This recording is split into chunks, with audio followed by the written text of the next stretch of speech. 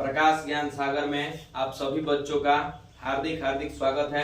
जो लोग भी इस बार मैट्रिक का एग्जाम देने जाने वाले हैं, बिहार बोर्ड के हिंदी का पेपर जिनका भी कल है, उनके लिए एक्सेप्टेड क्वेश्चन लाया गया है जो इससे पहले कई सालों से पूछे जा रहे हैं क्वेश्चन, उसी पर आधारित है यह क्वेश्चन। चलिए हम लोग रिवीजन करते हैं हिंदी के ऑब्जेक्टिव क्वेश्चनों का। आप इतना ध्यान में रखिएगा कि इससे बाहर जाने की बहुत कम संभावनाएं हैं। जितना भी क्वेश्चन इससे पहले पूछा गया है, जो बहुत ज्यादा हाईलाइटेड क्वेश्चन है, उन्हीं का हम रिवीजन करेंगे। चलिए हम लोग शुरू करते हैं आज का हिंदी का ऑब्जेक्टिव क्वेश्चन। देखिए, श्रम विभाजन और जाति प्रथा के लेखक कौन है? तो जहां भी आपको जाति से जुड़ा हुआ बुक का नाम आएगा जिसमें कास्ट लगा होगा, वो सब का सब भीमराव अंबेडकर का है।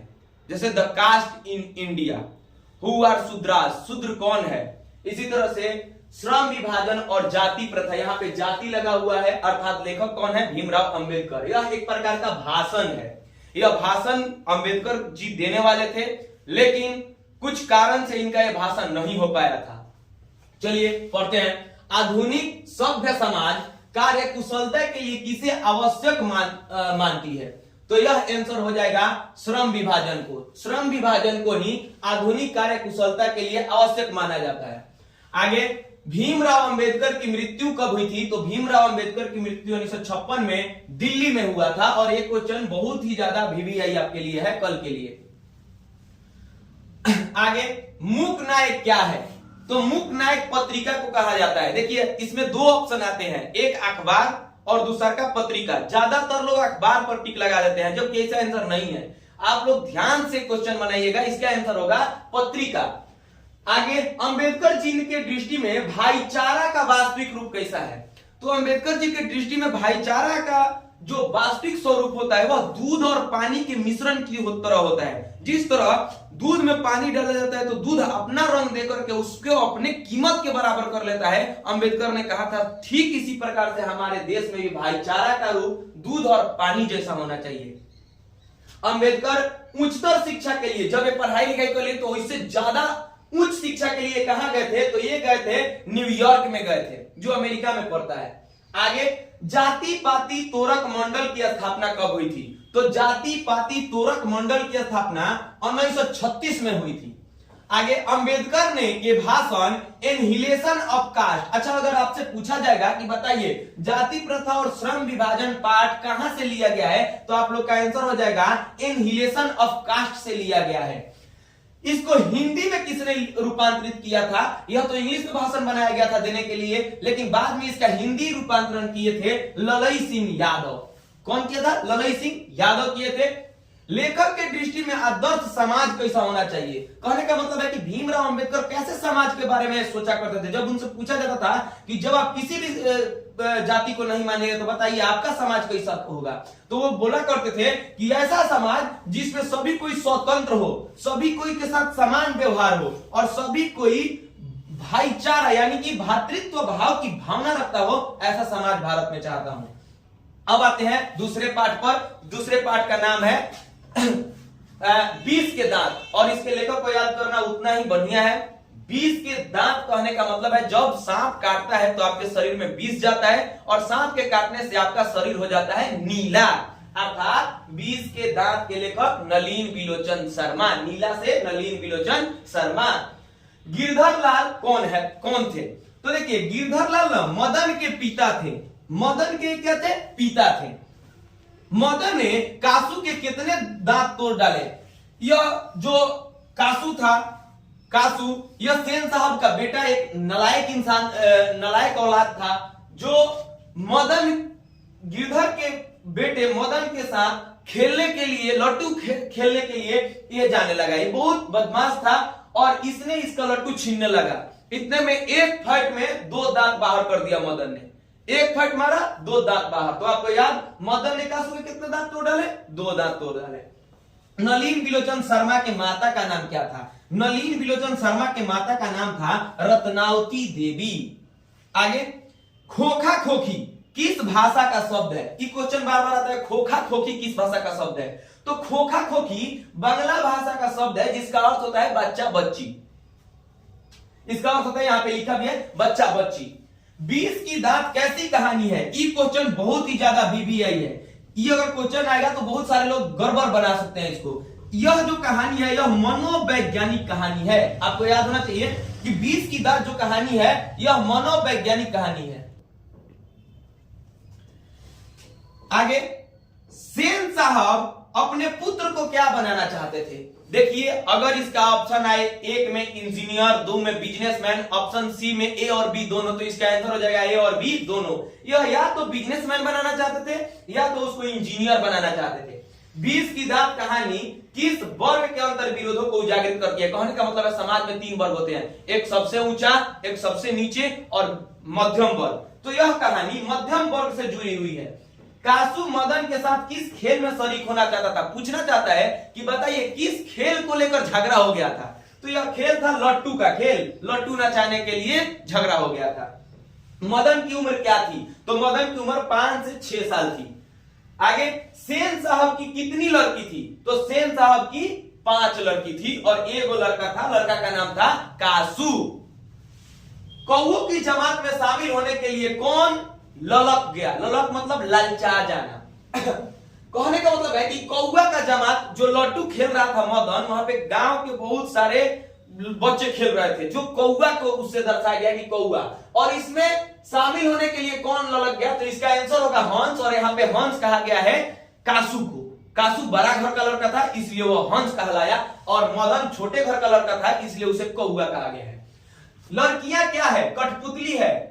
किसे इस बात पर गर्व है? तो माता पिता को इस बात पे गर्व है कि लड़कियां कठपुतली होती है, जैसे उसको चलाया जाता है वैसे ही वो लोग चलती है। अब हम लोग आते हैं भारत से हम क्या सीखे, और इसके भी लेखक को याद करना उतना ही आसान है। देखिए, भारत से सीखने की जरूरत किसको है? तो भारत के बाहर के लोग को। आप भारत में हैं तो आपको भारत में सीखने की क्या, भारत से क्या सीखने की? बाहर के लोगों को सीखने की जरूरत है। किससे? भारत से। तो आपके बुक में जो मैक्स मूलर है ये जर्मनी के हैं। ये कहां के हैं? जर्मनी के, इसलिए इनको सीखने की जरूरत है। तो भारत से हम क्या सीखे? लेखक कौन है? Max Muller. आगे चलते हैं। मैक्स मूलर को वेदांतियों का वेदांती किसने कहा था? तो विवेकानंद ने कहा था कि मैक्स मूलर इतने तेज हैं कि वह वेदांतियों के भी वेदांती हैं। दारिस नामक सोने का सिक्का भारा घारा किसे मिला था? वो घारा मिला था बनारस में। बनारस में सोना से भरा हुआ वो घारा मिला था, जिसमें 172 वो सोना का सिक्का था। इसी को कहा जाता है 172 दारिस नामक सोने का घारा। ये मिला था वारेन हेस्टिंग्स को, और वारेन हेस्टिंग्स ने महारानी विक्टोरिया को यह भेजवा दिया था, जो कि महारानी विक्टोरिया ने इस पूरे सोने को गला करके दूसरा आभूषण बना ली थी। जब वारेन हेस्टिंग्स लंदन लौटा तो यह उसको बहुत ही दुखद घटना लगी थी कि मैं कितना कीमती चीज भेजा था और इसकी कीमत ये लोग नहीं समझ पाए। आगे, मेघदूत, कांट, केन उपनिषदों का जर्मन में अनुवाद किसने किया?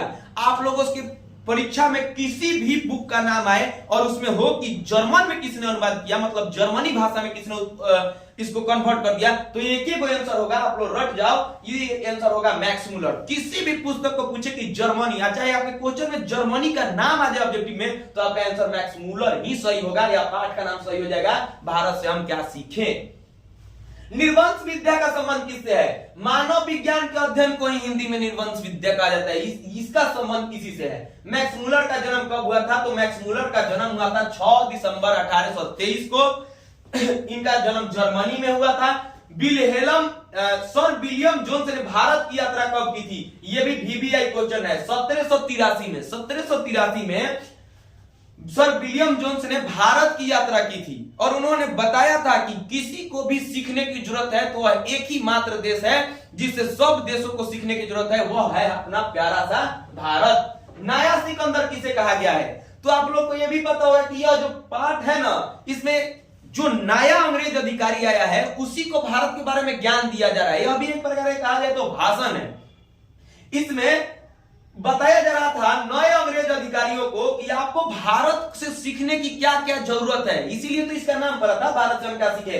तो नया सिकंदर किसे कहा गया है? तो युवा अंग्रेज अधिकारियों को नया सिकंदर कहा गया है। भारत कहां बसता है? आप सभी लोग जानते हैं भारत असली में तो भारत कहां बसता है, तो असल में भारत गांवों में ही बसता है। खेत खलिहान, सांस्कृतिक कार्यक्रम, सभ्यता, संस्कृति, आप सभी कुछ गांव में देखते हैं। तो भारत कहां बसता है? भारत कहीं चेन्नई उन्नई में नहीं बसता है, दिल्ली मुंबई में। भारत तो गांवों में बसता है, गांव की मिट्टी में बसता है भारत।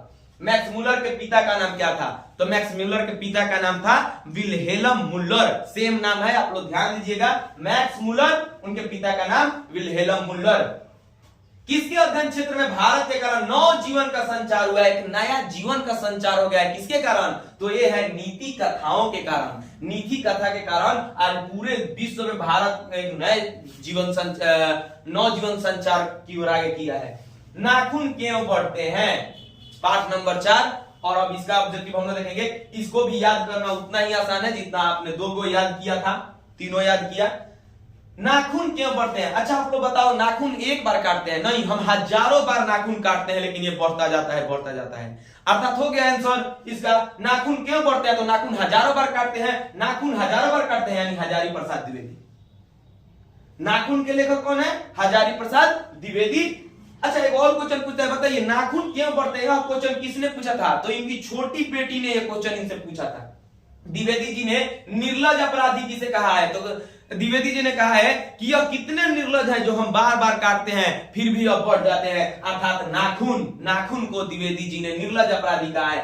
कामसूत्र के लेखक कौन है? कामसूत्र के लेखक है बतस्यान। और आपसे पूछा जाए कि बताइए नाखून पाठ, जो नाखून है, इसका वर्णन किस पुस्तक में किया गया है? तो इस पुस्तक का नाम है बतस्यान के द्वारा लिखित पुस्तक कामसूत्र। इसमें नाखून को कई रूपों में दर्शाया गया, जैसे वर्तुलाकार, चंद्राकार। पहले के लोग चंद्रमा के आकार के, वर्तुलाकार के नाखून रखना पसंद करते थे।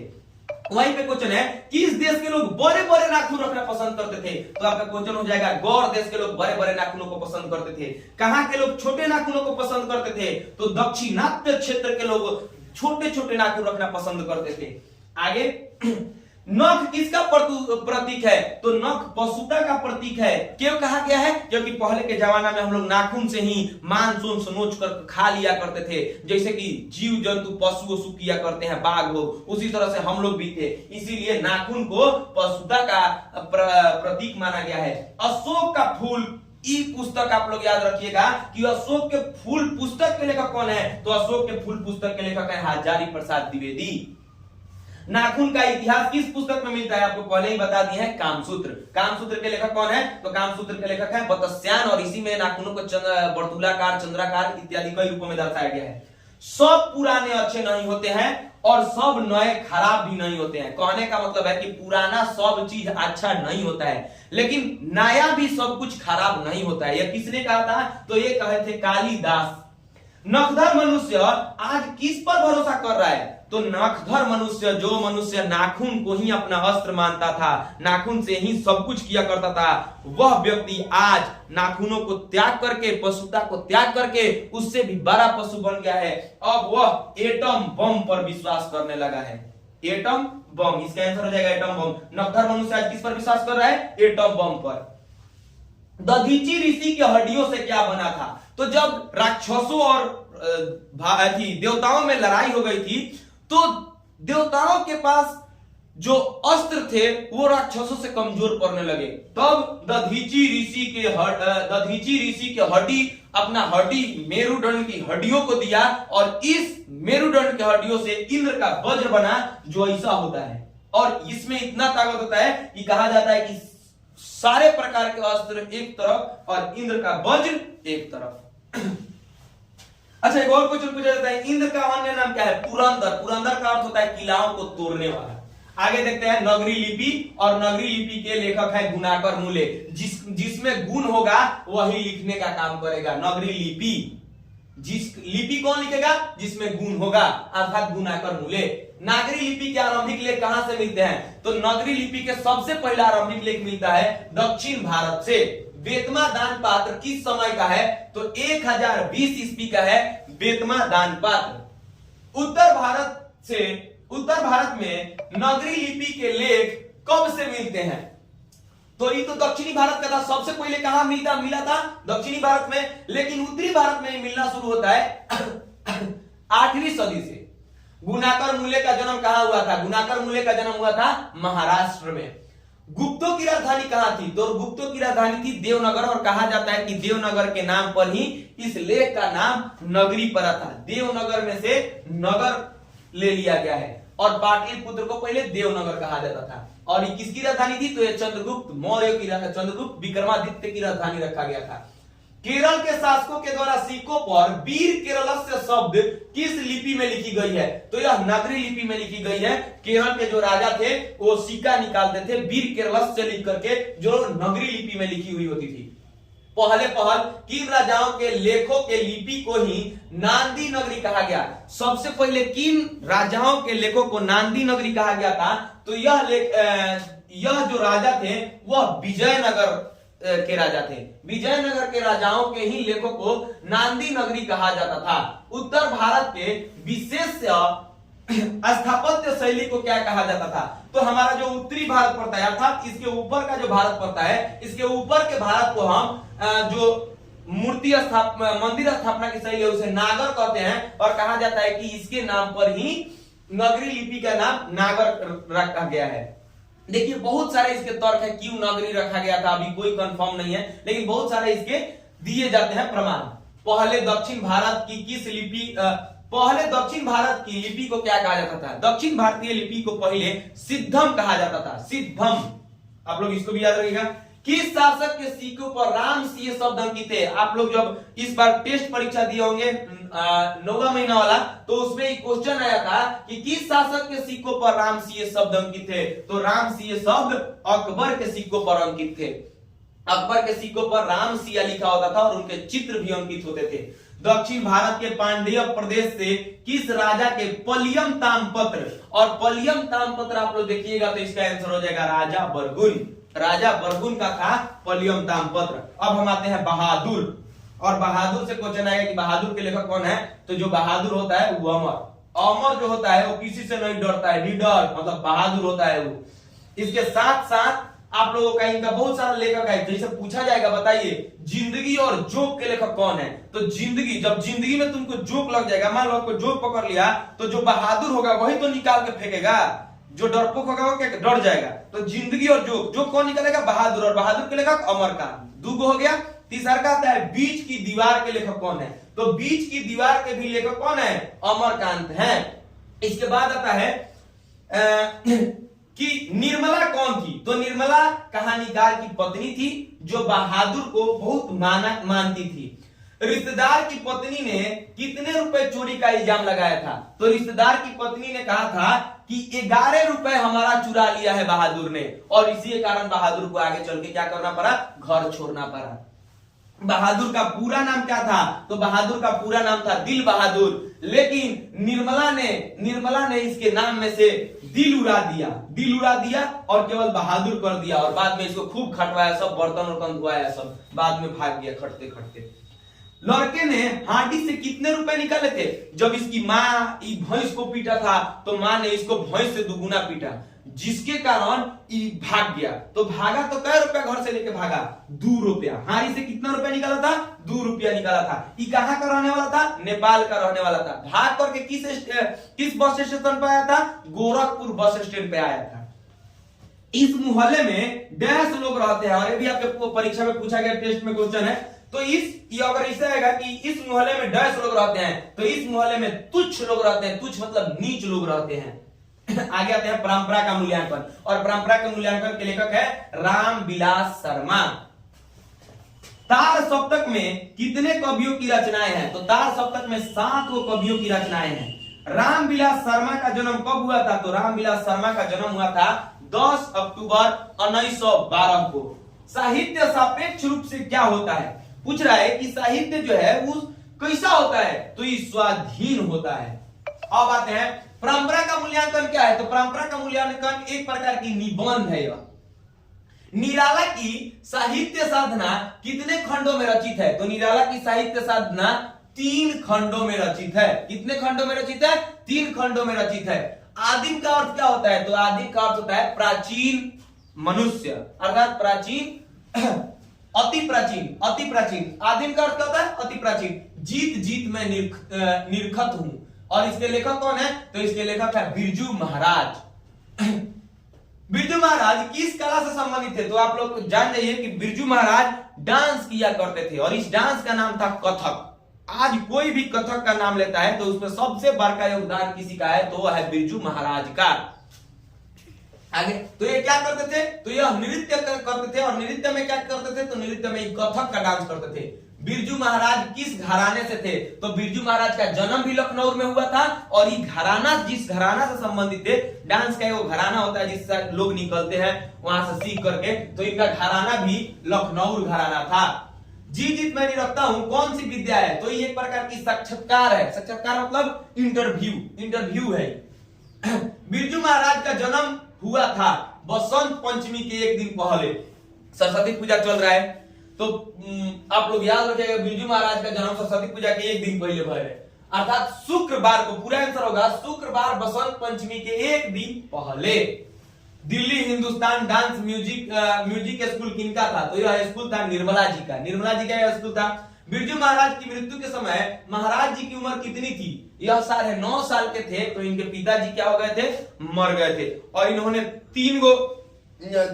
2 प्रोग्राम करके उनके श्राद्ध के लिए पैसा इकट्ठा किया था। बिरजू महाराज के साथ बाबूजी का अंतिम प्रोग्राम कहां था? तो इनका अंतिम प्रोग्राम था मैनपुरी में। मैनपुरी में जब ये प्रोग्राम कर रहे थे तो इनके बाबूजी का उम्र हो गया था 54 साल और वहीं पर क्या हो गए? वहां पर इनका डेट हो गया। आगे बिरजू महाराज किसके पर्याय बन गए हैं? तो बिरजू महाराज कथक के पर्याय बन गए हैं। कथक का कोई भी नाम लेता है तो तुरंत कौन याद आता है? बिरजू महाराज याद आते हैं। जैसे शहनाई का नाम लेते ही बिस्मिल्लाह खान की याद आ जाती है। नटरंग पत्रिका के संपादक कौन है? तो नटरंग पत्रिका के संपादक रश्मि वाजपेयी हैं। और आपसे पूछा जाए कि बताइए बिरजू महाराज की पहली शिष्या कौन थी? तो बिरजू महाराज की पहली शिष्या कौन थी? रश्मि वाजपेयी। और पूछा जाए कि बताइए बिरजू महाराज का इंटरव्यू यानी साक्षात्कार कौन ले रहा था? तो ये भी रश्मि वाजपेयी ही आंसर होगा। आगे बिरजू महाराज ने गंडा बनवाने, गंडा मतलब सर पर बनवाने के लिए बाबूजी को कितने रुपए की दक्षिणा दी थी? तो बाबूजी को इन्होंने 500 रुपया दिया था। गंडा बनवाई। गंडा बनाने का होता है दीक्षा लेना, दीक्षा लेना। बिरजू महाराज को संगीत नाटक अकादमी पुरस्कार कब मिला? तो 27 साल की उम्र में मिला था। बिरजू महाराज को संगीत भारती से जोड़ने में किनका योगदान था? तो यह योगदान था कपिला जी का। यहाँ पे आप लोगों का 8 चैप्टर तक का ऑब्जेक्टिव कंप्लीट होता है। आप सभी लोगों से अनुरोध है कि प्लीज चैनल को लाइक सब्सक्राइब करें और जितना हो सके आप लोग वीडियो को प्यार दें। आप लोगों को इसके बाद भी वीडियो डाला जाएगा। कल के भी एग्जाम का वीडियो आप लोगों को मिलेगा। आज बहुत ज्यादा दिक्कत हो गया था जिसके कारण इतना ही बना पाए हम। कल वाला जो परीक्षा होगा इसका फुल वीडियो आपको सुबह ही मिल जाएगा। आप लोग इतना तैयारी कीजिए, हमको विश्वास है कि इसमें से ही आप लोग का 20 से 25 क्वेश्चन लड़ जाएगा इतना सब्जेक्टिव में से। तो आप लोग इसको याद कीजिए, एक बार ना हो 2 बार वीडियो देखिए। इसमें सारे VVI क्वेश्चन शामिल किए गए हैं। चलिए, जय हिंद, जय भारत।